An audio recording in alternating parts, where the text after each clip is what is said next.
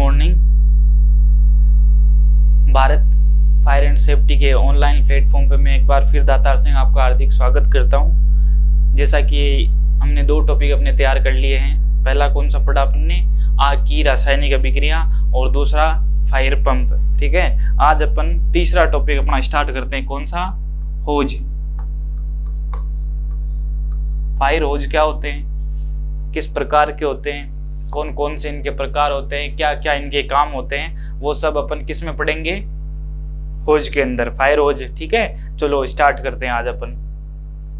देखो होज क्या होता है? अग्निशमन सेवा के अंदर जो अपनी फायर सर्विस है उसके अंदर आग को बुझाने का सबसे अच्छा और सरल माध्यम कौन सा होता है? पानी होता है। कौन सा माध्यम होता है? पानी होता है। ठीक है, पानी जो अपना है सबसे सरल और सुगम माध्यम होता है। तो जो भी अपना पानी है उसको एक स्थान से दूसरे स्थान पे ले जाने के लिए जिस पाइपलाइन का, जिस पाइप का प्रयोग करते हैं उसे ही क्या बोलते हैं अपन? होज कहते हैं। ठीक है, क्या कहेंगे उसे? होज कहेंगे। आगे समझ में आराम से। और अपन होज को किसके स्टैंडर्ड के आधार पे पढ़ते हैं? NFPA कोड के आधार पे। ये NFPA है। ठीक है, क्या है? NFPA। आगे समझ में आराम से।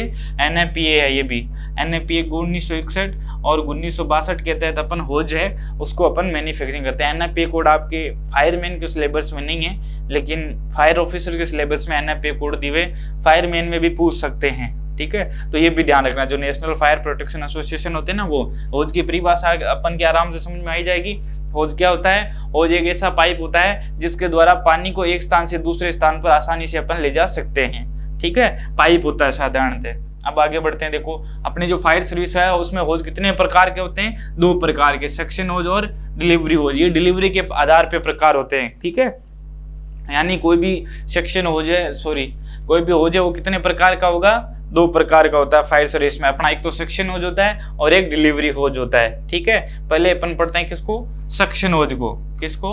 सक्शन होज को। सक्शन होज क्या होता है? पानी जो अपना होता है उसको पानी के स्रोत से अपना जो फायर पंप होता है उस तक जो पानी पहुंचाता है उसको इसको पंप कहलाता है, सक्शन होज कहलाता है। ठीक है, कौन सा होज? सक्शन होज कहलाएगा। यानी अब जो अपना पानी है उसको फायर स्रोत से फायर पंप तक जो पहुंचाता है वो कौन सा होज कहलाता है? सक्शन होज कहलाता है। ठीक है, सक्शन होज कितने प्रकार के होते हैं? दो प्रकार के, हार्ड सक्शन और सॉफ्ट सक्शन। ठीक है, फायर सर्विस में सक्शन होज कितने प्रकार के होते हैं? दो प्रकार के, हार्ड सक्शन और सॉफ्ट सक्शन। ठीक है, फिर आगे बढ़ते हैं। देखो पहले अपन पढ़ते हैं किसकी? सक्शन होज की बनावट, यानी किसका बना होता है, किस प्रकार से इसका मैन्युफैक्चरिंग किया जाता है। देखो ये किस किस का बना होता है? रबर, प्लास्टिक आदि कच्ची सामग्री का उपयोग किया जाता है। ठीक है, इसको मजबूत बनाने के लिए क्या करते हैं अपन? स्टील के कुंडलीकार तार का भी प्रयोग करते हैं। ठीक है, जिससे क्या हो, ये बाहरी और आंतरिक दबाव क्या कर सके? आराम से सहन कर सके। ठीक है, और इसका प्रयोग कहाँ करेंगे अपन? हाइड्रेंट से पानी लेने के लिए भी इसका प्रयोग करते हैं। खुले तालाब है, नदी तालाब है, इन सब से पानी लेने के लिए किसका प्रयोग करते हैं? सक्शन होज का। ठीक है, अब देखो ये भी दो प्रकार का होता है, एक तो आंशिक रूप से एम्डेड और पूर्ण रूप से बेंडेड। चलो नेक्स्ट अपन देखते हैं। देखो होज का डायामीटर, होज जो अपना होता है ना, कौन सा होज? सक्शन होज। सक्शन होज जो होता है इसका डायामीटर कितना होता है? 75 mm, 100 mm और 140 और 50 mm होज का एक किसका? सक्शन होज का। ठीक है, ये कौन से होज के पढ़ रहे हैं अपन? डायामीटर सक्शन होज का। जो अपने 75 mm वाला सक्शन होज होता है वो कहाँ पे काम में लिया जाता है? पोर्टेबल पंप में। पोर्टेबल पंप कौन से होंगे? जिनको अपन एक स्थान से दूसरे स्थान पर ले जा सकते हैं। पोर्टेबल पंप कौन से होते हैं? जिनको एक स्थान से दूसरे स्थान पर ले जा सकते हैं, उसे पोर्टेबल कहते हैं। एक फिक्स्ड होते हैं जिनको अपन क्या नहीं कर सकते? एक स्थान से दूसरे स्थान पर नहीं ले जा सकते। फिर देखो 100 mm वाला कहाँ पे प्रयोग में करेंगे? वाटर टेंडर में। ठीक है, वाटर टेंडर में किसका प्रयोग करते हैं अपन? 100 mm वाले का। जो 100 mm डाया का मतलब होता है व्यास। ठीक है, जो 100 mm के व्यास वाला अपना सक्शन होज होता है उसका वाटर टेंडर में प्रयोग करते हैं। और जो अपना 140 या 150 mm के डायमीटर वाला होज होता है सक्शन होज, उसका फोम टेंडर और क्रेश टेंडर में। ठीक है, ये टेंडर है, स्प्रिंट हुआ है क्या? ये टेंडर है। ठीक है, समझ में आ गया आराम से। फिर देखो सक्शन होज की लंबाई इसकी कितनी होती है? 2.5 से 3 मीटर, या इसको 8 से 10 फीट के अंदर रखा जाए तो। ठीक है, आराम से आया समझ में। ये सक्शन होज होता है सक्शन होज का सबसे पहले तो ध्यान रखना है उपयोग कहाँ पे किया जाता है। कोई भी अपना पानी का स्रोत होता है, ठीक है, पानी के स्रोत से फायर पंप तक जो पानी पहुंचाता है वो सक्शन होज कहलाता है, ठीक है। कौन सा होज कहलाता है? सक्शन होज। ये किससे बना होता है? रबर, प्लास्टिक आदि से बना होता है। फिर उसके बाद ये ध्यान रखना डायामीटर यानी व्यास, व्यास कितना होता है? 75 mm होता है, 100 mm होता है और 140 या 50 mm होता है, ठीक है। फिर इसकी लंबाई ध्यान रखनी कितनी होती है? 2.5 से 3 मीटर या 8 से 10 फीट। तो ये होता है आपका सक्शन होज। फिर देखो कौन सा था वो हार्ड सक्शन था। अभी कौन सा पढ़ते हैं अपन? Soft suction. कौन सा सक्शन? Soft suction. हाइड्रेंट से जब भी डिलीवरी होज को एडॉप्टर के द्वारा अपन उपयोग करेंगे तो वहां पे कौन सा सक्शन काम में आएगा? सॉफ्ट सक्शन कहलाता है वो, ठीक है। और सॉफ्ट सक्शन की लंबाई कितनी होती है? 6 से 10 मीटर। कितनी होगी? 6 से 10 मीटर। इसके लाभ क्या होंगे? कोई भी चीज अपन उपयोग में लेते हैं, लाभ क्या? एक तो ये सस्ता होता है और इसको फैलाने में आसानी रहती है। किसमें आसानी रहती है? फैलाने में। फिर देखो सक्शन होज की देख रेख, कोई भी वस्तु उसको अपन अच्छे से देखेंगे रखेंगे तो उसका उपयोग क्या कर सकते हैं अपन? लंबे समय तक कर सकते हैं। अन्यथा अपने क्या हो सकती है? प्रॉब्लम हो सकती है या फिर वो होज खराब हो सकता है। देखो सक्शन होज का जब भी प्रयोग करेंगे तो इसके साथ रस्सी लगाते हैं। किस क्या लगाते हैं? रस्सों का, रस्से बांध के उसका प्रयोग करेंगे ताकि ये हिलता डुलता नहीं है, ठीक है, आराम से स्टेबल रह सके। उसके बाद देखो सक्शन होज का उपयोग साफ करके ही रखना चाहिए। जब भी जैसे अपन ने सक्शन होज से पंपिंग किया है या इससे पानी लिया है तो उसको अच्छे से साफ करके अपन यूज में लेना होता है, ठीक है। फिर कभी भी धूप में नहीं सुखाना चाहिए, कड़ी धूप में। तो इससे क्या लग सकते हैं? जो कड़ी धूप में लगेंगे, अगर कड़ी धूप में अपन इसको सुखाएंगे या इसको रखेंगे तो इसके अंदर आपको पता है प्रकाश की जो सूर्य की जो किरणें वगैरह आती है उनसे ये खराब हो सकता है। फिर देखो होज पे कभी भी खड़े ना हो, अपने को भी होज के ऊपर क्या नहीं करना है? खड़े नहीं होना है। उसके अलावा देखो स्विच का प्रयोग करना है, सही के नाप का जो स्विच होता है उसी का प्रयोग करना है। तो ये अपने होज की किस प्रकार से क्या कर सकते हैं अपन? देखभाल कर सकते हैं। कभी भी कपलिंग को घसीटना नहीं चाहिए। जो होज के आगे कपलिंग लगी रहती है ना, जिस भी प्रकार की कपलिंग लगी हो, ठीक है, कपलिंग जानते हो ना, दो होज पाइपों को जोड़ने के लिए जो उपकरण होता है ना वो कपलिंग होता है, जो कि अपन आगे पढ़ेंगे होज फिटिंग के अंदर। तो जो भी कपलिंग लगी रहेगी उसको क्या नहीं करना है? घसीटना नहीं है। वाशर को चेक करते रहना है। जो फीमेल कपलिंग का वाशर होता है ना उसको भी अपने क्या करते रहना है? चेक करते रहना है। और जो कपलिंग होता है उसको ग्रीस लगाते रहना चाहिए ताकि वो उसके अंदर एक तो खोलने या बंद करते टाइम क्या हो? प्रॉब्लम ना हो, ठीक है। तो ये क्या हो गया? सक्शन होज जो अपना होता है उसकी देख रेख होती है, ठीक है। फिर देखो डिलीवरी होज। डिलीवरी होज जो होता है इसका काम, पहले सक्शन होज का आपको याद है, सक्शन होज क्या करता है? पानी को पानी के स्रोत से फायर पंप तक पहुंचाता है और फायर पंप से आगे लेकर अपना जो अग्निस्थल है वहां तक जो पानी को पहुंचाता है वो कौन होता है? डिलीवरी होज। कौन सा होज होता है? डिलीवरी होज होता है। डिलीवरी होज कितने प्रकार के होते हैं? 3 प्रकार के होते हैं। एक कैनवास होज होता है जिसको क्या बोलते हैं? परकोलेटिंग होज भी बोलते हैं। दूसरा रबर लाइन होज होता है जिसको नॉन परकोलेटिंग होज बोलते हैं। एक रिइंफोर्स रबर लाइन होज भी होता है, ठीक है। तो कितने होज होंगे? 3 प्रकार के डिलीवरी होज अपने फायर सर्विस के अंदर उपयोग में लिए जाते हैं। अब देखो एक एक करके अपन सबको आराम से पढ़ते हैं। पहला कैनवास होज। कौन सा होज? कैनवास होज। कैनवास होज किसका बना रहता है? जूट, कपास, हेम, कृत्रिम रेशों आदि से मिलकर किसका तैयार किया जाता है? अपन का कैनवास होज तैयार किया जाता है, ठीक है। इसके अंदर फिर आगे देखो लंबाई की दिशा में जो धागे लगते हैं उनको क्या बोलेंगे? ताना। ताना बाना 2 याद रख लेना। जो लंबाई की दिशा में हमेशा लगते हैं उन धागों को क्या बोलते हैं? ताना बोलते हैं। और जो गोलाई की दिशा में लगते हैं उनको भरनी या बाना बोलते हैं। कौन से धागे? बाना बोलते हैं। ताने 309 लगा सकते हैं, ये फिक्स संख्या है, याद रखना। इससे क्वेश्चन आपके आ सकते हैं। जबकि जो अपने बाना होते हैं वो कितने लगते हैं? 10 से 24, ठीक है। कितने लगेंगे? 10 से 24, ठीक है, याद रख लेना आराम से। इसके बाद देखो आगे अपन पढ़ते हैं रबर लाइन होज। कौन सा होज? रबर लाइन होज, ठीक है। इस पाइप का निर्माण किससे करेंगे अपन? जो अपना कैनवास होज होता है उसी की तरह करते हैं इसका, लेकिन इसमें एक रबर सीट लगा देते हैं ताकि इससे पानी क्या नहीं होता? रिश्ता नहीं है। इसीलिए इसको क्या बोलते हैं अपन? रबर सीट होज भी बोलते हैं या फिर रबर लाइन वाला होज बोलते हैं। इस होज के देखो लाभ क्या होंगे? एक तो घर्षण हानि कम होती है। क्या होगी? घर्षण हानि कम होगी, रिसाव नहीं होता है, ये कम रिश्ता है, ठीक है। यानी इससे जो पानी है, जो अपना कैनवास होता है, उससे पानी बहुत ज्यादा रिश्ता है, लेकिन इससे पानी बहुत ज्यादा रिश्ता नहीं है। आराम से अपन इसको काम कर सकते हैं। इसकी सतह होती है वो एकदम स्मूथ, ठीक है। स्मूथ का मतलब जानते हो ना, कोमल होती है, जिससे अपन इसको आराम से यूज ले सकते हैं। इसकी हानियां भी होती है, इसमें रब्बल अमल की समस्या होती है, ठीक है। रबर अमल आगे अपन पढ़ेंगे क्या होता है। फिर रेनफोर्स लाइन, ठीक है, ये भी सेम किसकी तरह ना, लंबर लाइन की तरह ही होता है, लेकिन इसका अस्तर जो होता है, यानी इसकी जो अपन जब इसको बनाते हैं तो इसके अंदर फैब्रिक या मजबूत कपड़े का प्रयोग करते हैं, ठीक है। इसकी अब देखो आगे लंबाई, डिलीवरी होज की लंबाई 15 मीटर, 30 मीटर, 22.5 मीटर होती है, ठीक है। और आगे अगर फिट में देखें अपन तो 50 फीट वाला है। ये कहाँ पे काम में लेंगे अपन, सामान्य आग पर। जैसे मान लो कोई साधारण आग लगी है तो उसके ऊपर किसका प्रयोग करेंगे अपन, किसका प्रयोग करेंगे, सामान्य आग लगी है तो 50 फीट वाला होज अपन क्या करेंगे, काम में लेंगे। और यदि 75 फीट वाला होज कहाँ पे लेंगे, वाटर टेंडर के अंदर। जो अपना वाटर टेंडर होता है ना, उसमें कौन सा होज काम में लेंगे, वाटर टेंडर के ऊपर 75 फीट वाला। 100 फीट वाला कहाँ पे काम में लेते हैं, फोम टेंडर में। और 120 फीट वाला टर्न टेबल लेडर में। टर्न टेबल लेडर होती है, ठीक है, टीटीएल लेडर जिसको बोलते हैं, फायर सर्विस में आती है काम, इमरजेंसी या रेस्क्यू के लिए। तो वहां पे कौन सा होज काम में लेंगे, 120 फीट वाला, ठीक है। ये आपको समझ में याद रखना है कि 50 फीट वाला होज कहाँ पे लेंगे, 75 फीट वाला कहाँ पे लेंगे, 100 फीट वाला कहाँ पे लेंगे, 120 फीट वाला होज कहाँ पे काम में लेंगे, डिलीवरी होज, ठीक है। चलो आगे चलते हैं। अभी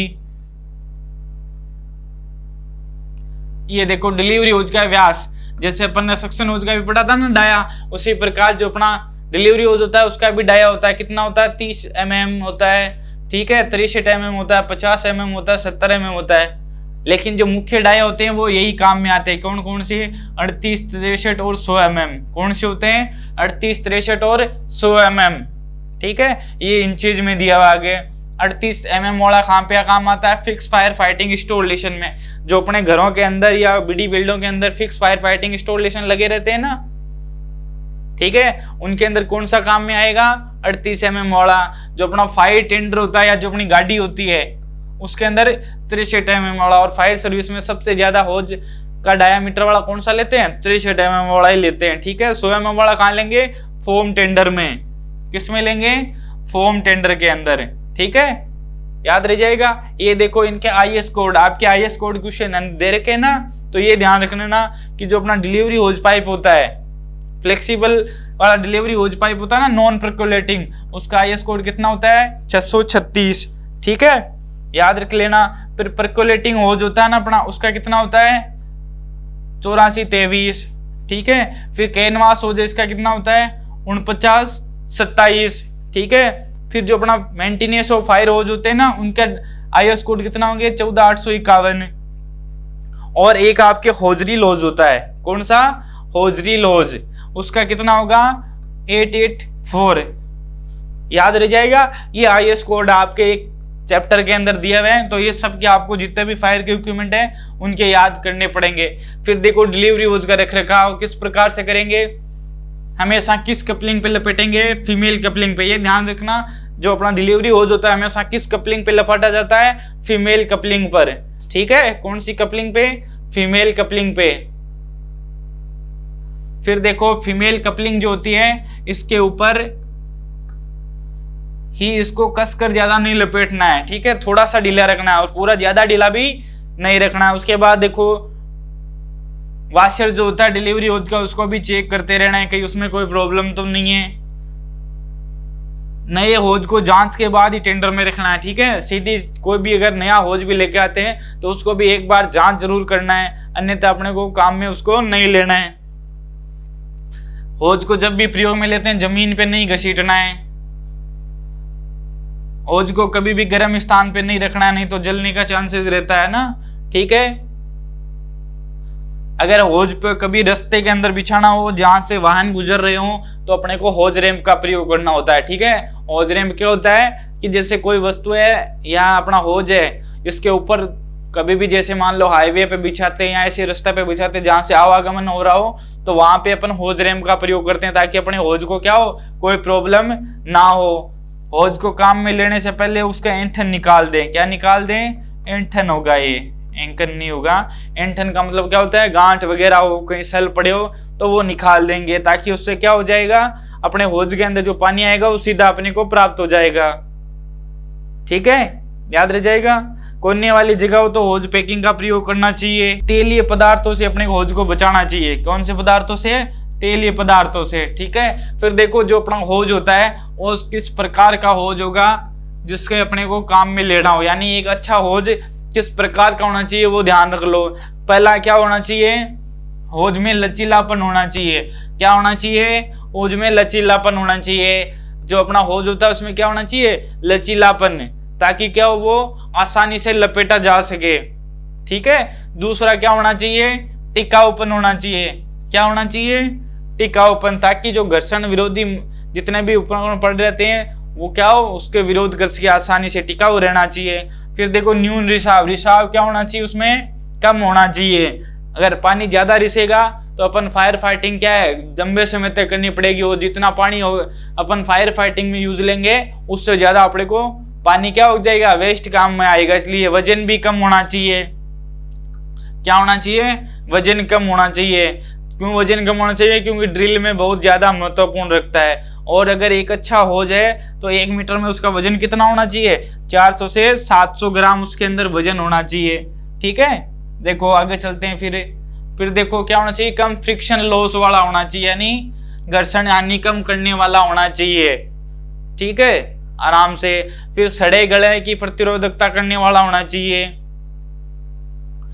सड़ने गलने के लिए बचाने के लिए अपन क्या करते हैं, उस पर बर्नाटाइजिंग करते हैं। ठीक है, कौन सी विधि यूज लेते हैं, बर्नाटाइज। लंबाई और व्यास, उचित लंबाई और उचित व्यास का होना चाहिए। ज्यादा व्यास वाला भी नहीं होना चाहिए और ज्यादा लंबाई वाला भी नहीं होना चाहिए, जिससे क्या हो जाते हैं, धागे कमजोर पड़ जाते हैं और होज फटने के चांस रहते हैं। तो लंबाई और व्यास है वो सही अनुपात में होने चाहिए। फिर देखो होज को लपेटने की विधियां, किसकी विधियां, होज को लपेटने की 4 विधियां होती है। पहली होती है रोल। ठीक है, या इसको कोयल रोल भी बोलते हैं। ये उच्च रोल नहीं है, ये डच रोल है। कौन सी रोल है, डच रोल, या करेक्शन कर लेना।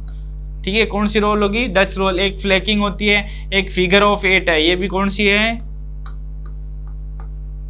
ये फिगर ऑफ 8 नहीं है। ठीक है, कौन सी नहीं है, फिगर ऑफ 8 नहीं है, 8 है, याद रह जाएगा। फिर देखो ये 4 विधियां होती है। अलग अलग विधियों से अपन क्या करते हैं, होज को लपेटते हैं। चारों विधियां आपके प्रैक्टिकल में आप आराम से इनको समझ सकते हो। थ्योरी में अभी आपको याद रखना है कि कितनी विधियों से लपेटा जाता है होज, 4। एक कोयल रोल, एक डच रोल, एक फ्लैकिंग और फिगर ऑफ 8। फिर देखो होज के खराब होने के कारण क्या होता है, रगड़न। किसी भी होज को आप घर्षण या रगड़ेंगे अपन तो वो खराब होगा। आकस्मिक धक्का, अचानक कोई धक्का लगता है तो उससे भी, रसायनों के संपर्क में आने से भी और रबर एसिड से, ये क्या होते हैं, होज के खराब होने के कारण होते हैं। ठीक है, अब घर्षण या रगड़न क्या होता है, खुरदरी जख्म में गिरने से एब्रोशन हो जाता है। ये क्या है, एब्रोजन। ठीक है, ये एब्रोशन नहीं है, एब्रोजन है। ठीक है, कहलाता है। दूसरा क्या होगा, इससे बचाने के लिए अपन को क्या करना चाहिए, यदि कहीं पे रगड़न या आप घर्षण होता है तो उससे बचाने के लिए क्या करना चाहिए, एक दूसरे स्थान पर ले जाते समय घसीटना नहीं चाहिए। और वैसे भी होज को ध्यान रखना, आपको क्या नहीं करना है, घसीटना नहीं है। ब्रांच के पास काफी होज छोड़कर रखना चाहिए ताकि जो पूरी लाइन है उसको घसीटे नहीं। जब भी अपन फायर फाइटिंग करते हैं तो अपन ब्रांच को पकड़ के रखते हैं। किसको पकड़ के रखते हैं, ब्रांच को पकड़ के रखते हैं कि नहीं रखते हैं। तो अपनी जो ब्रांच पकड़ रखी है उसको क्या करना है, वहां पे पास में कुछ जगह होज को बचा के रखना चाहिए ताकि इधर उधर किसके तो अपने प्रॉब्लम में ना हो। आगे देखो फिर क्या है, आकस्मिक झटका। ठीक है, क्या होता है, आकस्मिक झटका। अचानक कोई भी झटका लगता है उससे अपन कैसे प्रकार से बचाव करेंगे, आकस्मिक झटके से पंप ऑपरेटर द्वारा डिलीवरी को क्या करेंगे, अपन धीरे धीरे खोलना चाहिए। जब भी डिलीवरी करेंगे बाहर की तरफ तो क्या करेंगे, धीरे धीरे, ताकि अचानक यदि अपने होज के अंदर पानी आएगा तो होज में क्या लगेगा, झटका। तो उससे बचने के लिए अपन को जब भी डिलीवरी करेंगे, पानी को बाहर लेना हो तो क्या करेंगे, धीरे धीरे चलाएंगे उसको। सूखे होज को क्या नहीं करना चाहिए, इधर उधर गिराना नहीं चाहिए। पानी को खोलने से पहले अगर अपन सलवटे निकाल देंगे या फिर अपने जो भी लगे हुए सेल है उसमें सेल पड़े हुए ऐंठन है तो वो क्या कर देंगे, निकाल देंगे, जिससे अपना होज क्या हो जाएगा, आराम से सुरक्षित रहेगा, उस पर किसी भी प्रकार का झटका नहीं लगेगा। फिर देखो फफूंद, होज में क्या लग जाती है, फफूंद लग जाती है। ठीक है, फफूंद की समस्या साधारणतः किसमें होती है? अस्तर वाले जो होज होते हैं ना उनमें। फफूंद से बचने के लिए क्या करेंगे? गीले होज को गाड़ी में स्टोर नहीं करेंगे। यदि कोई गीला होज है तो उसको अपन गाड़ी में स्टोर नहीं करेंगे। अपनी फायर की जो गाड़ी है उसमें होज को गीला नहीं रखेंगे। स्टोर रूम जो अपना होज जहाँ रखे हुए होते हैं वो किस प्रकार के होने चाहिए? हवादार होना चाहिए। फिर देखो बर्नाटाइजिंग होता क्या है? होज को फफूंद से बचाने के लिए अपन किस क्या करते हैं? जिंक क्लोराइड से उसको उपचारित करते हैं। किससे करेंगे? जिंक क्लोराइड से, जिससे फफूंद की संभावना क्या हो जाती है? कम हो जाती है। और इससे लचीलापन भी आता है। क्या आता है? लचीलापन। उसके बाद देखो रासायनिक पदार्थों के संपर्क में आने से भी क्या होता है? अपना होज खराब होता है। जैसे रासायनिक पदार्थ कौन से होते हैं? ग्रीस है, ऑयल है, पेट्रोल है, इनके संपर्क में आएगा तो अपना होज क्या हो जाएगा? खराब हो जाएगा। इसलिए इसको संपर्क से बचाने के लिए क्या करते हैं अपन ने? क्या करेंगे?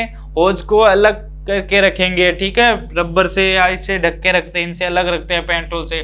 फिर देखो बचाव के उपाय क्या क्या कर सकते हैं अपन ने कि होज को ग्रीस है, तेजाब है, संपर्क में आने से बचाना है। ठीक है, फिर देखो कहीं पे औद्योगिक प्रस्थान, जहां पे कहीं पे भी अपन उद्योग है वहां औद्योगिक क्षेत्र के अंदर आग को जब भी बुझाने जाएंगे तो वहां पे भी तेली जो पदार्थ होते हैं उनके संपर्क में आने से अपने को क्या करना है? बचाना है। अच्छी तरीके से साफ करना चाहिए होज को। जब भी होज को साफ करें तो उसके अंदर साबुन सोडा मिला के अच्छी तरीके से क्या करना चाहिए? साफ करना चाहिए। ठीक है, आराम से समझ में आ गया। ग्रीस को आदि को लकड़ी के बुरादे नरम ब्रश से साफ करना चाहिए। फिर देखो रबर एसिड, अगला क्या है? Rubber acid. रबर एसिड में क्या आएगा? अस्तर वाले जितने भी होज उपयोग में लिए जाते हैं ना उनमें क्या रह जाती है? बाद में कुछ पानी की बूंदे रह जाती है जो क्या किससे क्रिया करेगी? सल्फर से। सल्फर से क्रिया करके एक मृदु अम्ल बनाती है जिसको क्या बोलते हैं अपन? Rubber acid. ठीक है, जिससे अपना जो होज है उसके ऊपर पीले धब्बे आ जाते हैं और अपने होज को क्या करती है? वो भी खराब ही करती है। इससे बचने के लिए अपने को क्या करना चाहिए? जो अपना रबर एसिड है इससे बचने के लिए क्या करना चाहिए? होज को पूर्ण तरीके से खाली करके सुखाना चाहिए। ठीक है, यानी उसके अंदर जो पानी है वो नहीं रहना चाहिए। फिर देखो होज पाइप के स्टैंडर्ड टेस्ट, जो भी होज है उसकी जांच करते हैं ना अपन कि होज अपने यूज में ले रहे हैं वो खराब है या सही है, तो उसकी जांच करेंगे अपन। तो होज पाइप की जांच के लिए क्या करेंगे? क्या करेंगे बताओ? देखो होज पाइप या तो साल में एक बार या प्रत्येक आग बुझ जाने के बाद, ठीक है, उपयोग में लेने की बात करते हैं। तो सबसे पहले अपन ने पढ़ा था कैनवास होज। तो कैनवास होज की कितने पे करेंगे? 7 से 8.8 kg पर सेंटीमीटर स्क्वायर। पौंड में याद रख लेना आप 100 से 120 पौंड। रबर लाइन जो अपना होता है उसकी 9.1 से 10.5 kg पर सेंटीमीटर स्क्वायर या 130 से 150। फिर होजरी लोज की जांच 8.4 kg पर सेंटीमीटर स्क्वायर या फिर 120 पौंड पे। ठीक है, तो आपको ये अपना होज था, आराम से समझ में आया होगा। एक बार फिर आपको देखो शॉर्ट में समझा देता हूं। ठीक है, किस में समझा देता हूं? शॉर्ट भाषा में कि फायर सर्विस में होज क्या होता है कि कोई भी इस प्रकार का उपकरण जिसके द्वारा अपन पानी को एक स्थान से दूसरे स्थान पे ले जाते हैं, जिस पाइप के द्वारा, उसे क्या बोलते हैं? होज कहते हैं। NFPA कोड 1961-62 के आधार पे अपन होज को पढ़ते हैं। फिर होज के प्रकार कितने होते हैं? सेक्शन होज और डिलीवरी होज। सेक्शन होज भी 2 प्रकार का होता है। कौन कौन सा? Hard section, soft section. उसके हार्ड जो अपना सेक्शन होज होता है उसको अपन कहाँ पे उपयोग में लेते हैं कि पानी के स्रोत से फायर पंप तक जो पानी पहुंचा था वो सेक्शन होज होता है। आगे अपन ने लंबाई का ध्यान रखना है। ठीक है, सेक्शन होज होता है वो किस प्रकार का बना होता है। उसके बाद होज का जो डायामीटर है वो कितना होता है? 75 mm, 100 mm, 140, 150 होता है। अपन ने फिर पढ़ा कि जो अपना 75 mm वाला वो पोर्टेबल पंप में यूज लेते हैं, 100 mm वाला वाटर टेंडर में और 140-150 वाला फोम टेंडर या क्रेश टेंडर में। लंबाई होती है इसकी 8 से 10 फीट। सॉफ्ट सेक्शन कहाँ पे करते हैं? हाइड्रेंट से। इसकी लंबाई 6 से 10 मीटर। ठीक है, फिर देखभाल के लिए आपको ध्यान रखना है कि अच्छे से अच्छा जितना उपकरण को साफ सुथरा रखना। वो डिलीवरी होज अपन ने पढ़ा। डिलीवरी होज का काम क्या होता है? पानी को पंप से लेके कहाँ तक? अग्निस्थल तक जो पहुंचाता है वो। ये भी 3 प्रकार का होता है। सबका अपन ने पढ़ा अलग अलग कि कैनवास होज किसका बना होता है। ये फिर पढ़ा अपन ने कि जो डिलीवरी होज पाइप है उसकी लंबाई होती है 50 फीट वाला, सामान्य आग पे यूज लेंगे। 75 फीट वाला वाटर टेंडर पे, 100 फीट वाला फोम टेंडर पे, 120 वाला टर्न टेबल लीडर के ऊपर। ये जो उसके डायामीटर 38 mm वाला फिक्स फायर फाइटिंग इंस्टॉलेशन मिलेंगे, 63 mm वाला फायर टेंडर के ऊपर, और मैकेनिकल फोम टेंडर बनाने के लिए 100 mm वाला। ये IS कोड है, इनके आपको याद करने पड़ेंगे। डिलीवरी होज का रखरखाव कैसे होता है, अच्छे होज की विशेषता क्या होना चाहिए, लचीलापन, टिकाऊपन होना चाहिए, रिसने वाला कम होना चाहिए, फिर ये सड़ने गलने वाली प्रक्रिया होनी चाहिए, समान लंबाई वाला होना चाहिए। होज पाइप है, उसको लपेटने की विधियां कितनी होती है, 4। रोल, डच रोल, ये उच्च रोल नहीं है, कौन सा रोल है, डच रोल। कौन सा, डच रोल है, ये इधर लिख दिया हुआ है साइड में, ठीक है। ये फिगर ऑफ टट नहीं है, कौन सा नहीं है, फिगर ऑफ टट नहीं है, ये फिगर ऑफ 8 है, ठीक है, याद रख लेना। ये डच रोल है। फिर देखो पाइप खराब होने के कारण अपन ने पढ़े कि अपघर्षण होता है, आकस्मिक शॉक होता है, रबर एसिड होता है, इनसे क्या हो जाता है, अपना होज खराब हो जाता है। फिर होज के टेस्ट है कि जो कैनवास होज होता है उसका टेस्ट कितने पे करते हैं, 120 से 100 पाउंड तक करते हैं, पाउंड के अंदर 130 से 150 पाउंड करते हैं अपना रबर लाइन का, और होज रील का 120 पाउंड पे करते हैं, ठीक है। अपना ये चैप्टर था होज, आराम से समझ में आया होगा। कोई दिक्कत हो तो आप आराम से पूछ सकते हैं, ठीक है। आराम से अपन ऐसे ही हर प्रकार के जो अपना चैप्टर है उसको आगे आराम से पढ़ते हुए चलेंगे, ठीक है। तो अपना होज आज के लिए कंप्लीट हो गया है। आज के लिए बस इतना ही, अगर नेक्स्ट चैप्टर में मिलते हैं होज फिटिंग के साथ, ठीक है। धन्यवाद।